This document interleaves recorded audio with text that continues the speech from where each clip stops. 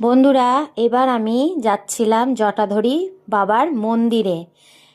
এই যে দেখো, সামনে গেটটা সুন্দর বানিয়েছে আর দেখতেও সুন্দর লাগছিল। আর এই যে এটা হলো বাবার মন্দির ঢোকার পথ।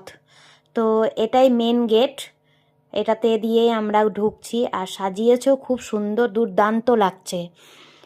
আর সব ভক্তদের অনেক ভিড় ছিল, তার মধ্যে আমিও ছিলাম। ভিড়োর মধ্যে আমি আর আমার বান্ধবী, আমার মেয়ের বান্ধবী, সবাই একসঙ্গে আমরা এই জটাধরি বাবার মন্দিরে প্রবেশ করলাম। দেখতেই পাচ্ছ তোমরা বন্ধুরা। তারপরে দেখো বন্ধুরা, সব ভক্তদের ভিড় মন্দিরের ভিতরে। আমি জল ঢেলেছি বাবার মাথায়, আর অনেক ভিড় ছিল। সব জল ঢালছে, ফুল বেলপাতা সব কিছু দিচ্ছিল। আর ভিতরের দৃশ্যটা এই রকম। এখানে পার্বতী মা আছে, বজরংবলী আছে, এই যে দেখো।